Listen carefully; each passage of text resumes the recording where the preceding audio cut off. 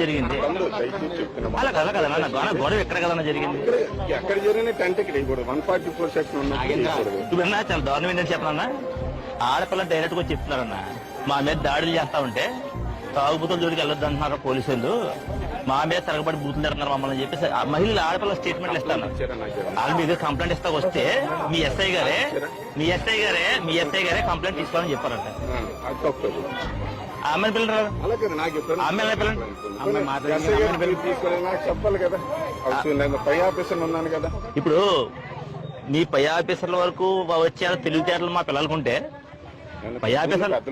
లేదు అదే ఇప్పుడు పెద్దలు ఏమండి సాక్షాత్తు పెద్ద మనిషి వస్తే పెద్ద మనిషి భారీ చేసి చింపేశారండి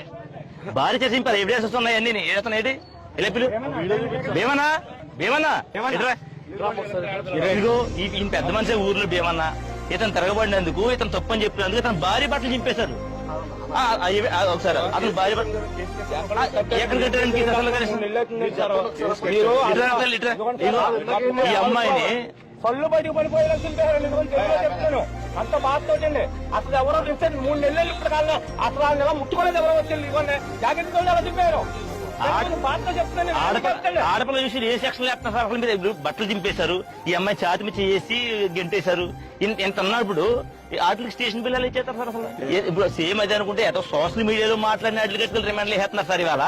అలా అంటే అలా కదా సార్ సోషల్ మీడియాలో మాట్లాడితేనే అయ్యా మాది పరిస్థితి ఇది అని చెప్పి మాట్లాడినందుకు రిమాండ్లు వేస్తున్నారు ఒక ఆడపిల్లని మీద చేతులు వేసేసి బట్టలు చింపేసి చీరలు చింపేస్తే అవి బిలో 7 years కేసులు వాటి మీద రిమాండ్లు ఉంటారు సార్ అసలు ఎలా జరిగింది అసలు ఇది ఎవరో పడుతున్నారని చెప్పి రాడ్ ఇచ్చి కొట్టారమ్మా నడవలేకపోతున్నాను ఇంకొక అబ్బాయినేమో చైన్ తీసుకురారా అబ్బాయి తీసుకుంటారు